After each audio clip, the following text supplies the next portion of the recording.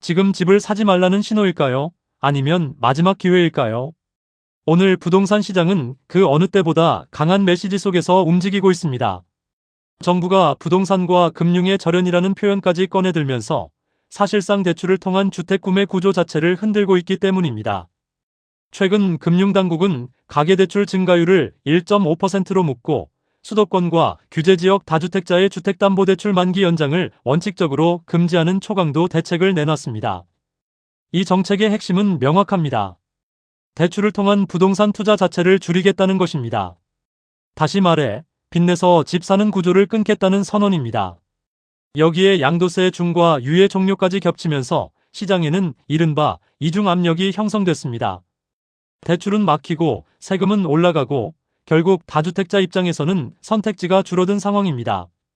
그 결과 시장에서는 실제 변화가 나타나고 있습니다. 서울 아파트 매물은 한 달 사이 약 9% 증가하며 8만 건에 육박했습니다. 특히 강남구는 20% 이상 늘어나며 매물이 빠르게 쌓이고 있습니다. 하지만 여기서 중요한 포인트가 하나 있습니다. 매물은 늘었지만 거래는 늘지 않았다는 점입니다. 가격을 낮춘 금매는 일부 거래되지만 전체적으로는 매수자와 매도자 간 눈치 싸움이 이어지고 있는 상황입니다. 실제로 시장 전문가들도 지금을 치열한 줄다리기 구간으로 보고 있습니다. 매수자는 더 떨어질 것을 기대하며 기다리고 있고 매도자는 버틸 수 있다면 버티겠다는 전략을 취하고 있습니다. 이 흐름 속에서 나타나는 또 하나의 특징은 지역별 양극화입니다. 강남과 같은 고가 지역은 조정 흐름을 보이고 있지만 오히려 노원은 평등, 외곽 지역은 상승 압력을 받고 있습니다. 이는 대출 규제가 상대적으로 덜한 가격대에서 수요가 이동하는 전형적인 키 맞추기 현상으로 해석됩니다.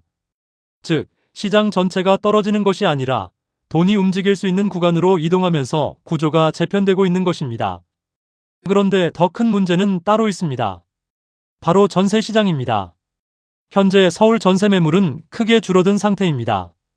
일부 대단지에서는 전세 매물이 거의 없는 상황까지 나타나고 있습니다. 이는 단순한 수급 문제가 아니라 구조적인 문제로 이어질 가능성이 큽니다. 왜 이런 일이 벌어질까요? 이번 대출 규제는 다주택자의 매물을 시장에 나오게 만들 수는 있지만 동시에 임대 공급을 줄이는 효과도 가져옵니다. 집이 팔리면 그 집에 있던 전세 물량도 함께 사라지기 때문입니다. 결국 매매 시장에서는 매물이 늘고 있지만 임대 시장에서는 오히려 공급이 줄어드는 엇갈린 구조가 만들어지고 있는 것입니다. 여기에 더해 집주인들이 세 부담을 임대료로 전가할 가능성도 제기되고 있습니다. 이는 월세 상승, 전세의 월세화로 이어질 수 있고 결국 실수요자의 주거 부담은 더 커질 수 있습니다. 그리고 한 가지 더 중요한 변수, 바로 공급입니다.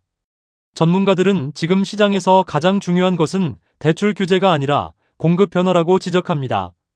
실제로 일부 지역에서는 올해 입주 물량이 거의 없는 상황도 나타나고 있습니다. 공급이 부족한 상태에서 수요가 유지된다면 단기 조정 이후 다시 상승 압력이 형성될 가능성도 배제할 수 없습니다. 정리해보면 지금 시장은 단순한 상승이나 하락의 문제가 아닙니다. 대출 규제로 수요는 눌리고 있고 세금으로 매도는 압박받고 있으며 동시에 공급은 부족한 상태입니다.